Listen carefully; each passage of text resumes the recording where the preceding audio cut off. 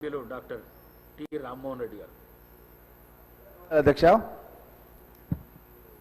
అధ్యక్ష పరిగి నియోజకవర్గంలో కుల్కచర్ల మండలం అనేది పెద్ద ఎత్తున ఒక 70,000 జనాభాతో కూడుకున్నటువంటి నియోజకవర్గం అధ్యక్ష.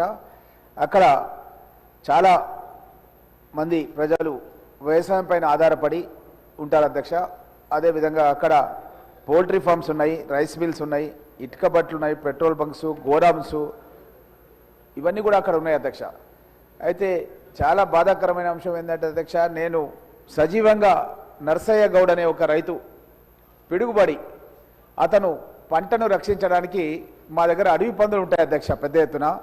అయితే అడవి పందులు వచ్చి ఆ చేన్లను ఖరాబ్ చేస్తాయని చెప్పి అతను రాత్రిపూట అక్కడే ఒక చెట్టు కింద ఒక గుడిసేసుకొని దాంట్లోనే ఉండి పంటను కాపాడుకునేవాడు అధ్యక్ష.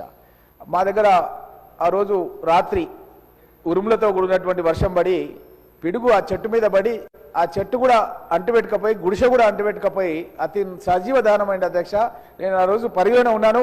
నేను వెళ్ళి కూడా అక్కడ చేసే పరిస్థితి లేకుండా అతను సజీవ దానమైంది అధ్యక్ష. నేను నిన్న గౌరవ ముఖ్యమంత్రి గారికి కూడా ఇచ్చినాను, అక్కడ ఒక ఫైర్ స్టేషన్ పెట్టాలి కుల్కచర్లలో అని. దానికి తను కూడా అనుకూలంగా చెప్పినారు. నేను కూడా మినిస్టర్ గారు కోరుతున్నాను అధ్యక్ష. అదేవిధంగా అధ్యక్ష అతను కూడా అధ్యక్ష, అతని పేరు గుండుమల్ల చందు అధ్యక్ష.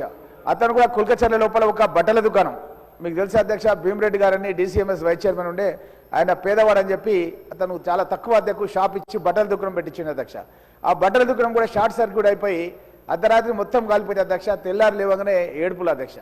ఈ విధంగా మా ప్రాంతంలో ఉంది కాబట్టి ఫైర్ స్టేషన్ వెంటనే అక్కడ శాంక్షన్ చేయాలని చెప్పి మీ ద్వారా గౌరవ మంత్రి గారికి కోరుతున్నాను అధ్యక్ష.